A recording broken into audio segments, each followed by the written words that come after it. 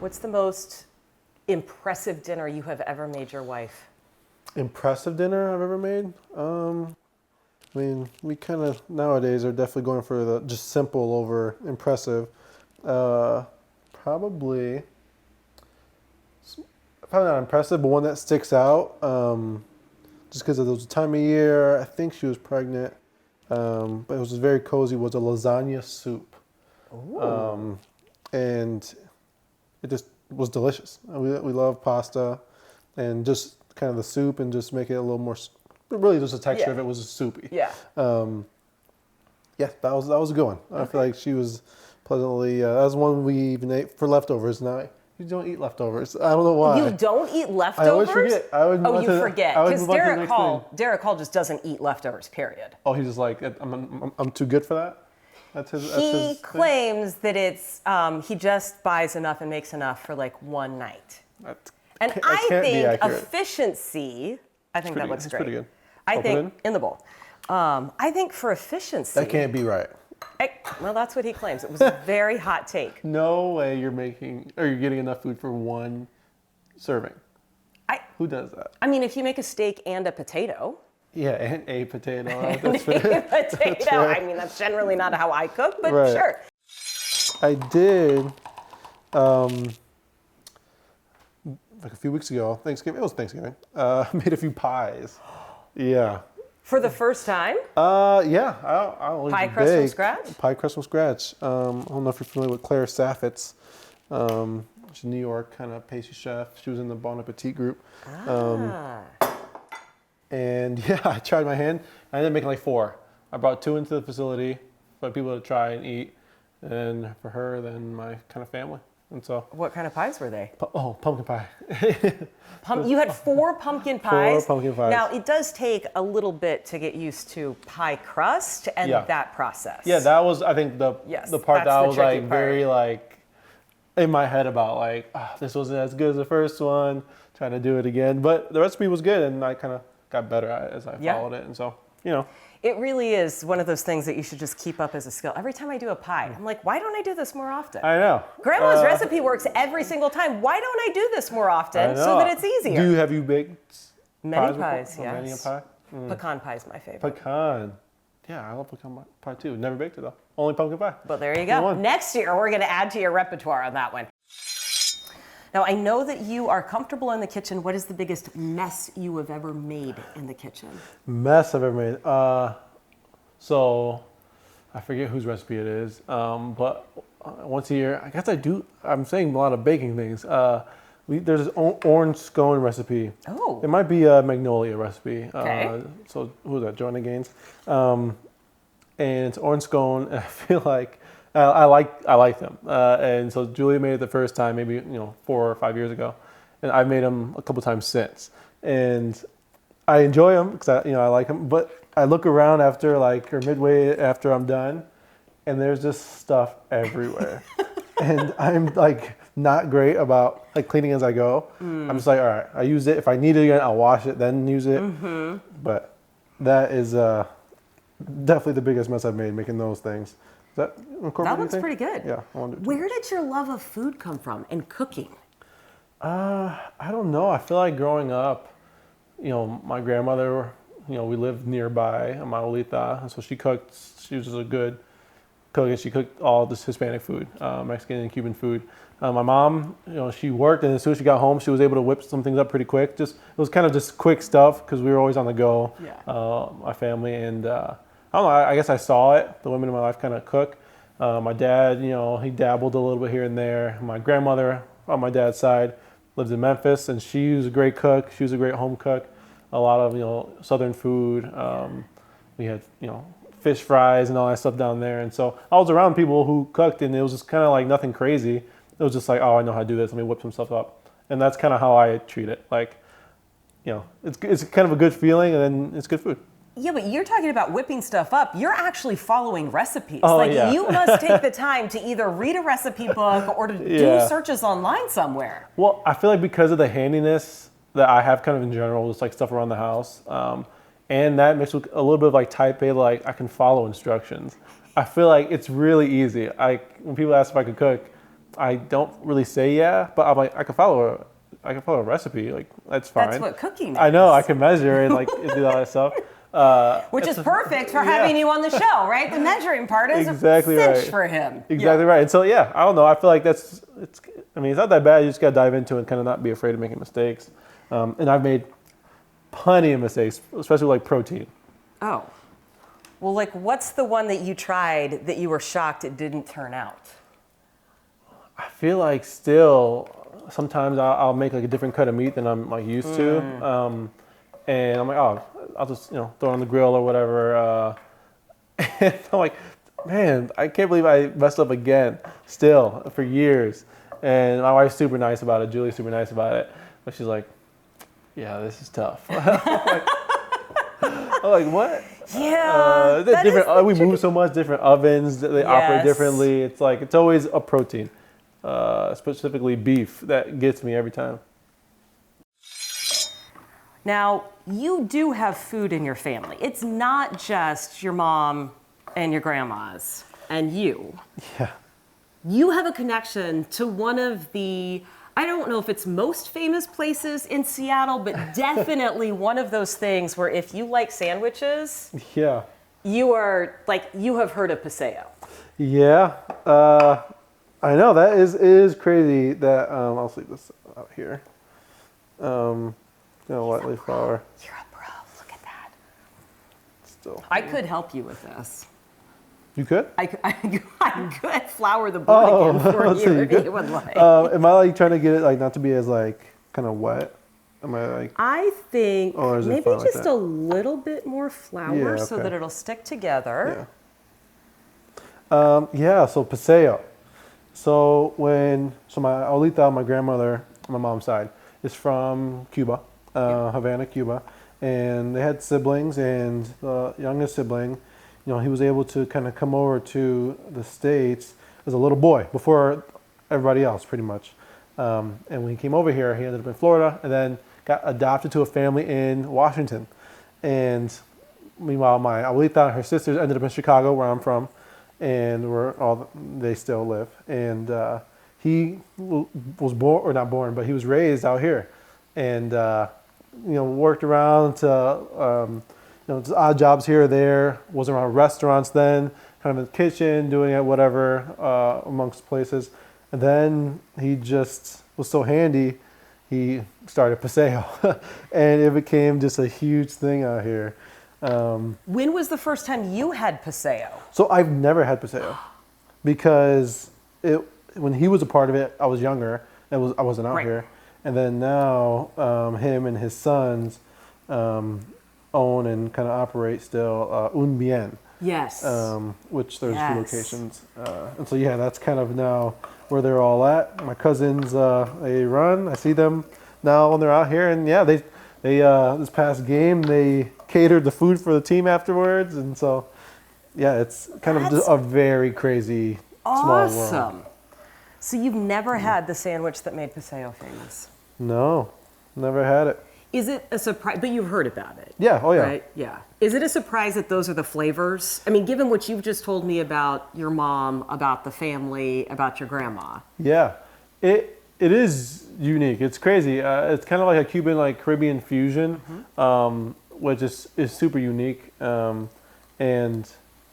yeah, I mean, he still, like, he took his recipes kind of with him, but it's his recipe. Like, that's kind of crazy for something to be like your recipe. Yeah. And he's, older right now. The guy, his name's Lorenzo. So he's like my great uncle. Wait, his name is Lorenzo? Yeah, his name is straight up Lorenzo, first and last name. How did that wait. I don't know. Last name's Lorenzo. And then my abuelita's parents named him Lorenzo. It was a choice. I guess I didn't realize that. Yeah. Wow. It's a choice. Yeah. It's a choice. It's a choice. Do you miss being a running back though? No. Really? Did you not score 19 touchdowns as a senior in high school? I love scoring. Definitely love scoring, but it wasn't sustainable. You see what these guys are nowadays. You see what Ken Walker is built like, Zach Charbonnet. I'm not fat. I was recruited initially to play offense in college, but and begrudgingly I became a corner because my dad pretty much was like, "This is the best future for you in football if you were to play corner," and so I just did, and it worked out. I'm still a DB, but I don't know. I miss scoring. Everybody loves scoring growing up. But I'm happy kind of what I'm doing now. What was game day at Notre Dame like? I've been to one game there, and it was rocking. But every day every game to be on the field, what was that like? It was cool. I tried to really kind of cherish it when I was there. As I was running out, really I would try to just look around and kind of appreciate what was going on around me. Because it was a cool atmosphere. It was a unique atmosphere. There's a ton of tradition involved in Notre Dame football, and so when you go there, you fully understand that you're part of a greater thing. And I just love that. It was cool. Yeah. And then even before game day, I think my walk from my dorm to the football building on Fridays, the day before a game, was the best feeling, because people would already be there, tailgating, visiting the campus, all the sites, all the scenes, the bands are going off, and it would just be packed the day before a game. Yeah. And so I just love walking, just with my hood up. No one really knew who I was, anyways, and just appreciating it all. I really, really loved my experience there. I can't even imagine, having that be your home stadium. Yeah. And you were part of the team that made it back to the college playoffs, right? Yeah, we were good. 2018, you made it to the dance, lost to Clemson, but yeah, undefeated year. It was just, it was crazy. It was absolutely nuts to be a part of. We had a ton of great games that year, a ton of college game days that year, and yeah, we were pretty good. What compares to that in the NFL? If anything, what if anything compares to that environment and that experience? The environment? I would say kind of the environment of the average Monday night, Sunday night game, Thursday night game, any of those primetime games. Yeah. It kind of is the experience of a normal Notre Dame game. And college in general, I think, is just always fun, and especially if you have a tradition-rich program. It's just going to be packed every game. There's going to be people watching you, and then for Notre Dame, we're going to be on primetime every week. Yeah. And so it was one of those that you knew people were watching, especially when you played another good team. Everyone was watching. Every record was going to be broken, and so it was kind of that vibe. How do you think that helped prepare you for the spotlight in the NFL? Maybe for some of the feedback and the criticism, or everything that goes along with your job now? Yeah, I think it was a lot. I had to learn it early. You're so young, kind of being thrusted into the spotlight, and you learn how to do a lot. One is kind of not read everything that's out there, because there's a lot that can be said about you, and you just got to make sure you're kind of in tune with your own kind of mentals, as Marshawn would say, But I think the biggest thing that I learned from being there was to randomly time management, because I feel like that really prepared me for all of this, extra time, make sure I'm not getting in trouble, all this kind of stuff, because I can't picture you getting in trouble, by the way. Yeah. It's no, I just said that. I wasn't actually going to get in trouble. No, definitely not. But I'm in class. I'm trying to figure out, all right, when can I see people? I have football from this time to this time. My schedule for 3 years at Notre Dame was packed. Yeah. And so the moment I got out, I felt like I had a ton of time, but then it kind of gave me that empty feeling of okay, all right, what can I be doing in the community? What can I be doing with the team? What more can I be doing in a healthy way? And so yeah, it was kind of it prepared me for a lot of stuff. What is your guilty pleasure when it comes to snacks? That's a great question. I don't have anything that's just outrageous. I do love just a salty snack of some sort, and so my usual go-to is a peanut butter filled pretzel. You know what I'm talking about? Yes, like a pretzel nugget. Sweet and salty. Yeah, that's kind of like my Yes. go-to. I can pound a whole jar of it. That's a lot. You know what that makes? You know what line that makes me think of? Let's see if you know where this is from. These pretzels are making me thirsty. These pretzels are making me. It's a movie line. It's actually from a TV show, and I just dated myself. Oh no! Instant regret. Okay, all right. Let me date you now. Let's see here. There's a whole group of you out there that know exactly where that's from. It's on reruns everywhere. It was like the show in the 90s. 90s? On Thursday nights, there was a comedian. No, it can't be Friends. That's No, but it was on 2000. After Friends. After Friends? Wait, and there's one comedian leading it. Was it He's got all the information right there in front of him. Home Improvement? But you are That was a random guess, right? That was a random guess. I and just you're thought, right. was it that Tim was Allen? a comedian leading it. Nope. It's- Roseanne? Nope. Also, I forgot how many comedians were leading sitcoms, folks. Like, I All really right, did. all right. Seinfeld. Oh, yeah. Okay, yeah. You weren't going to dang. get that one, were you? No, I wasn't. I can't imagine eating an entire thing of peanut butter filled pretzels. Like, how much water are you drinking while you're like, a lot. Yeah, a lot. I make the rookies get them now. That's kind of my go-to snack. If not that, if I'm going for something sweet, Raisinets are just. that's another random choice I wouldn't have. I like Raisinets. Yeah, I don't know why. Those two. Or then just regular chips, but those are like my favorite. A little niche. So when you ask the rookies to get you Raisinets, do they go, what? Oh, I don't make them give me Raisinets. That's more of my own Costco purchase. You purchase Raisinets from Costco? Oh yeah, the things like this big. Just pound them. Just pound them. You must go through snacks faster than I do, because I will get things from Costco. I'm like, this is great. I'll power through this. Nope, I will not be powering through anything. No, Raisinets.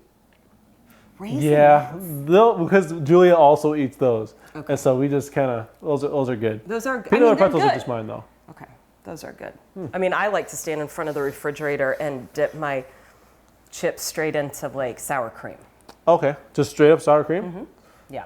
like a. Or sometimes like cut Like an a fresh avocado onion? in half and then just like scoop out the avocado Oh, with my. that's interesting. Yeah, no, it's weird. You can just say it's weird. It's That's not interesting. I mean, fruit we pound a lot. Like we just have kind of always we have a ton of fruit on hand.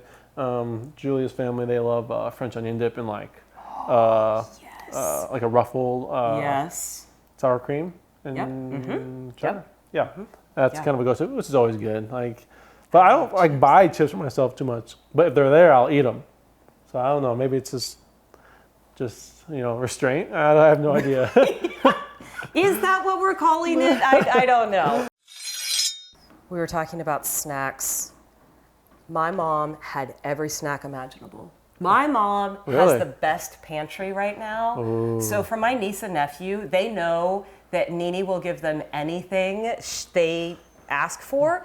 She's good. got an entire container that's just fruit snacks, an entire container that's just Little Debbie's, an entire container that is like those peanut butter cracker things, and then another one that yeah. has Cheez-Its. And like now we had a ton of snacks growing up, like always. Mom was fine with that. Like I went to college and I was like, I do not need to eat anything else. Like Yeah. I've tried everything out there, right? Mom's also a great cook, but yeah. Yeah, Nene has the that's elite. That was That's- my wife's family. I first started going over there back in high school. I was amazed at all the stuff they had in their pantry. Oh my gosh. Everything that I wanted to have as a kid is in your pantry. This is my wife. She's just like, oh yeah. I don't really eat that stuff, but Yeah, right? It was Like when just you grow there. up with it, you're like, oh yeah, it's well, I'll fine. eat I it mean, then. every once in a while I get a craving for something Yeah. weird like that, but sure. well, yeah. I'll eat it then. But now That's funny. we try to keep our pantry decently full, and I mean it's just us two. So it's mostly me taking the stuff down. That's fun. There was an entire article written on how many Uncrustables NFL players eat. Oh yeah. Are you part of that group? Yeah, I'm part of that group. That was Grape or strawberry? Strawberry only. I mean, I prefer strawberry, but I'll eat grape. I haven't ate or eaten a grape Uncrustable in years. Did you have a Pre-college bad experience? No, I just don't like the flavor. I like the strawberry better.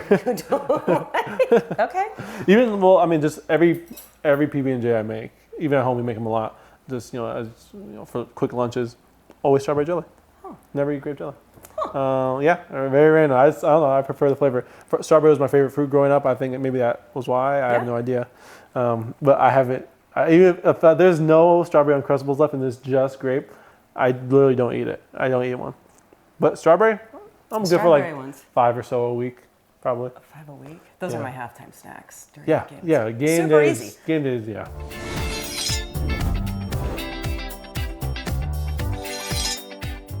I Cook, You Measure is presented by Safeway, who welcomes everyone at the table through the Nourishing Neighbors program.